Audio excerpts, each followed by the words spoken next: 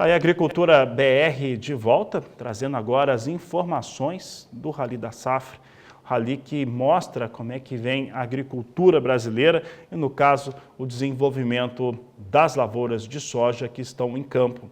No Brasil, os dados que a gente tem de acompanhamento estado a estado entre aqueles que são produtores, evidentemente, nós temos um cenário bastante positivo em boa parte deles, principalmente Mato Grosso, estado de Goiás, preocupações no sul do Mato Grosso do Sul, no Paraná e no Rio Grande do Sul por conta de estiagem. Já está chovendo pouco e também até uma parte ali do estado de São Paulo.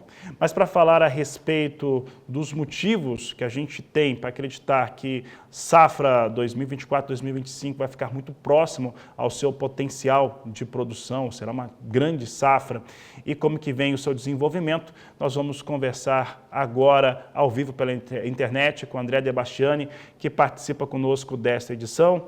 Debastiani, obrigado pela sua participação, sempre bom falar contigo.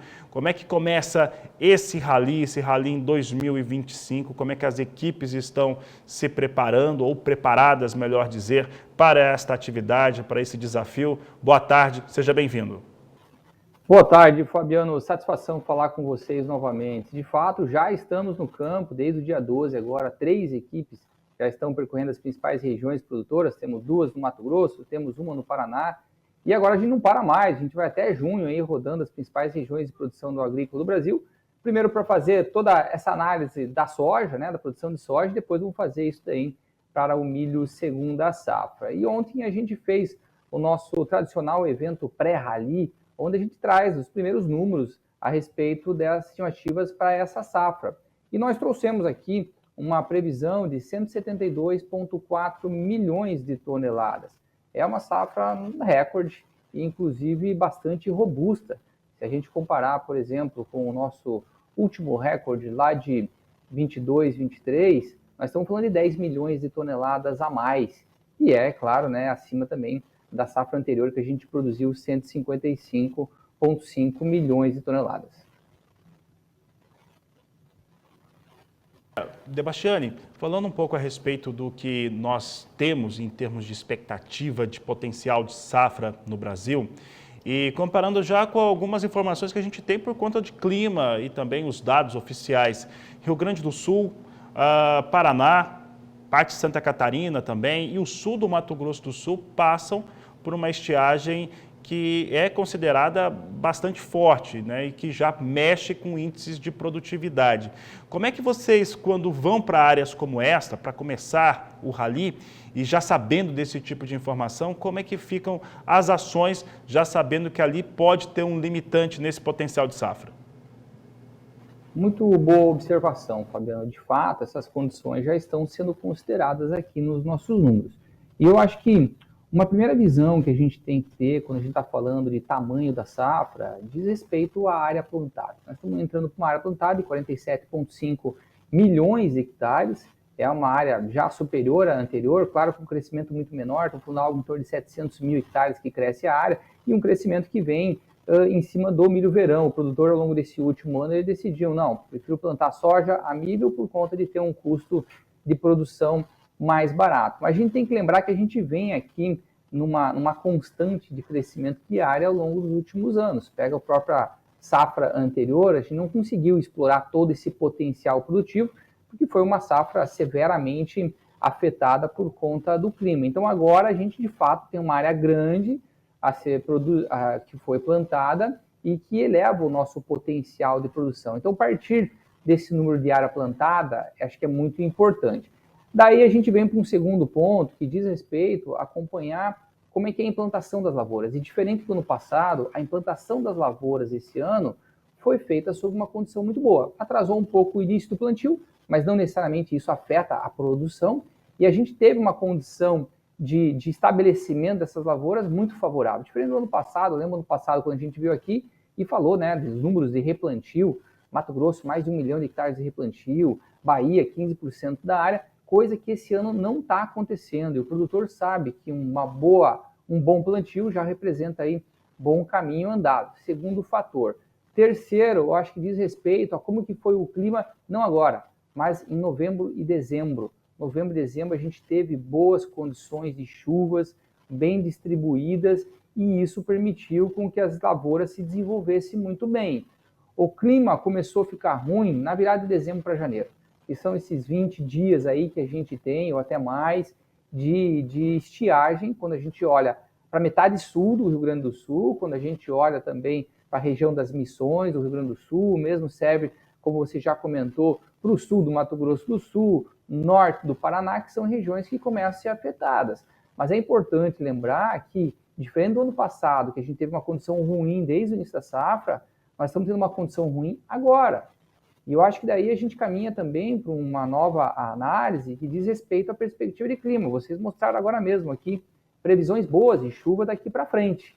Então, de fato, se a gente passa a ter essas chuvas agora no final de semana que estão previstas, a gente estanca as perdas. E isso garante ou mantém esse potencial de produção de 172,4. Agora, lavoura, a gente costuma falar, né, que a safra só está garantida depois que a gente colocou ela dentro do armazém. E falta muito para isso daí. Inclusive, tem muitas regiões que as lavouras estão entrando agora no período reprodutivo. Então, vai importar muito o que vai acontecer daqui em diante.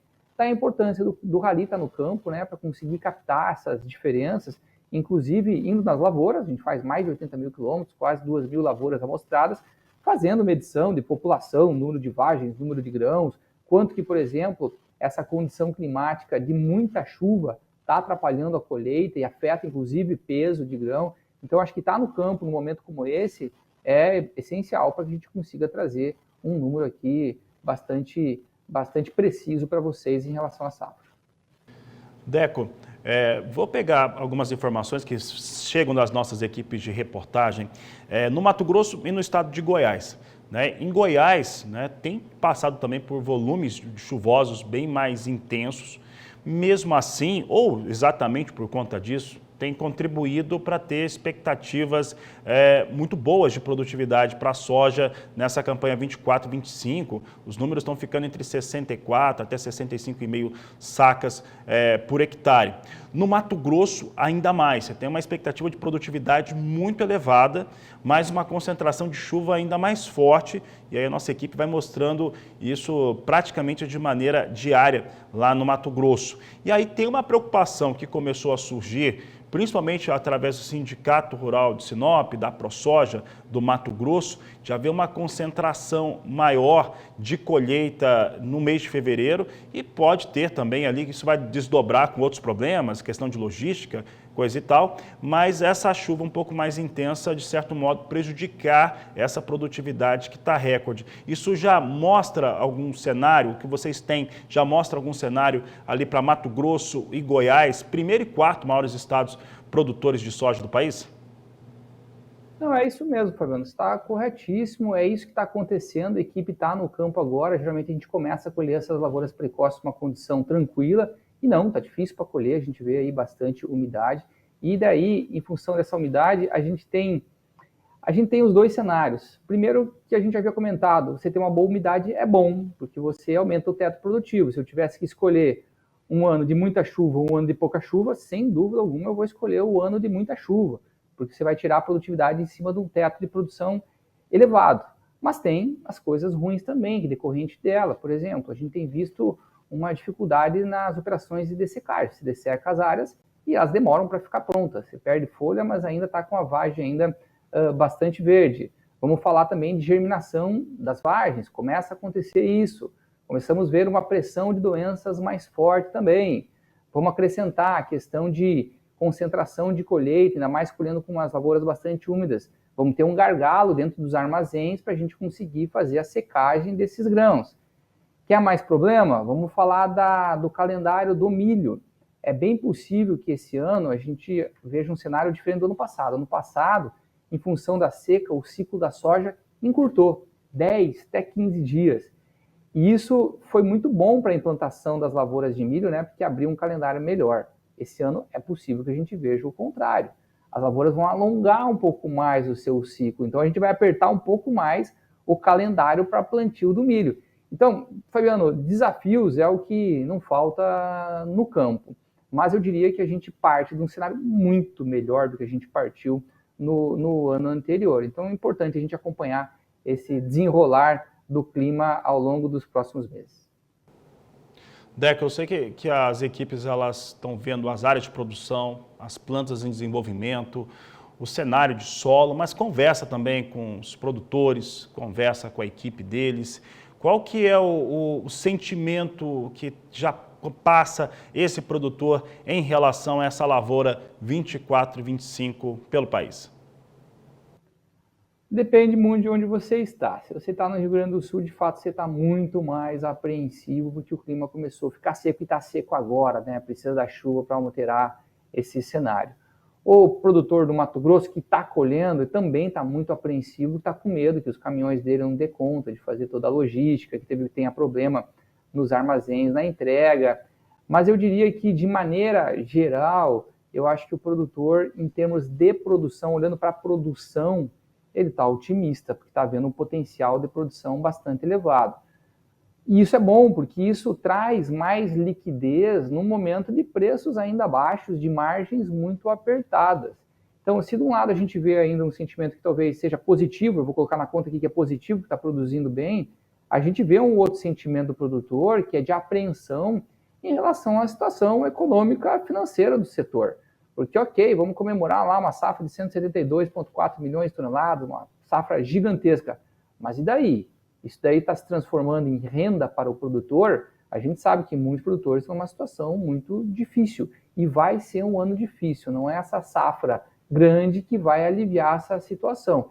Então, eu diria que são sentimentos ambíguos aí. De uma certa maneira, a gente está comemorando porque temos um potencial produtivo muito elevado, mas ainda tem contas para serem pagas e as margens ainda são bastante apertadas para esse ciclo.